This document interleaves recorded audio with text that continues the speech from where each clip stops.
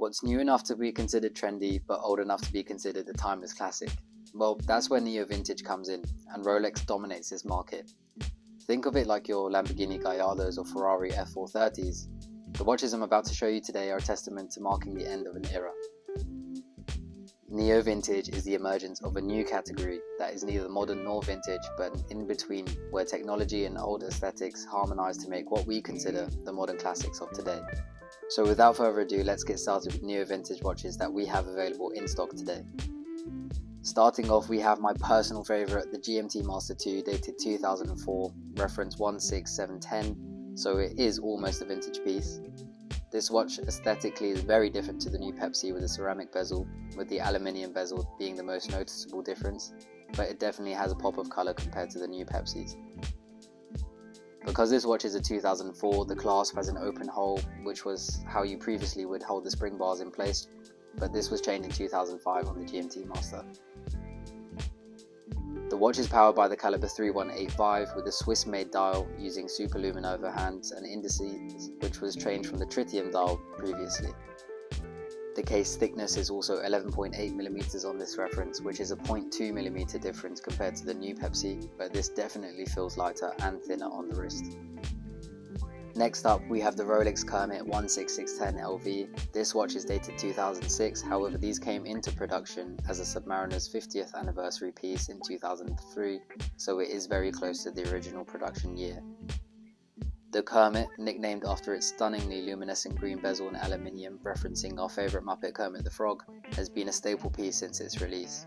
It arguably initiated the green bezel craze, which then became a catalyst for the Rolex Hulk, which came out in 2010, and then the Starbucks as we know it today. The watch is powered by the caliber 3135 with a 40-hour power reserve. It's definitely one of the better proportion watches, standing 13mm high, so it fits under the cuff with ease, and 40mm is the perfect compact size for this watch. Moving on to the next NeoVintage piece, we have another favourite, which is the Explorer 2 with the black dial.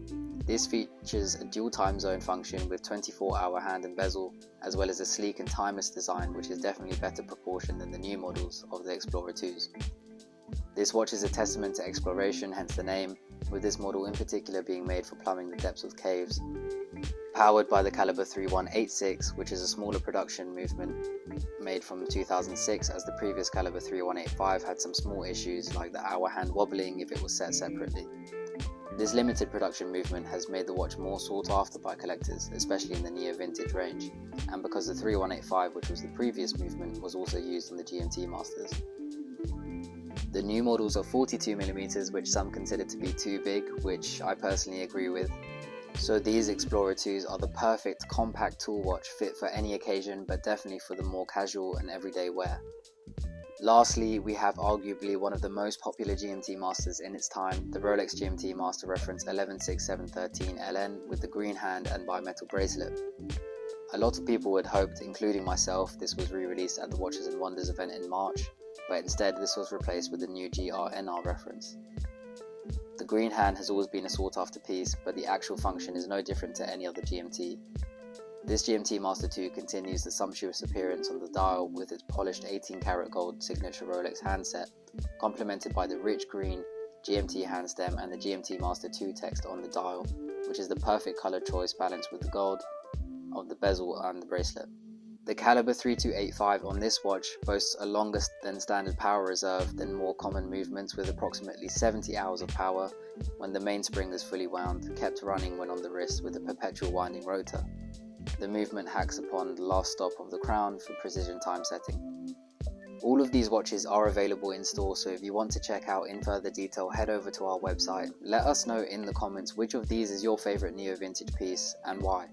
And if you enjoyed the video, please remember to leave a like and subscribe if you haven't already for more content like this.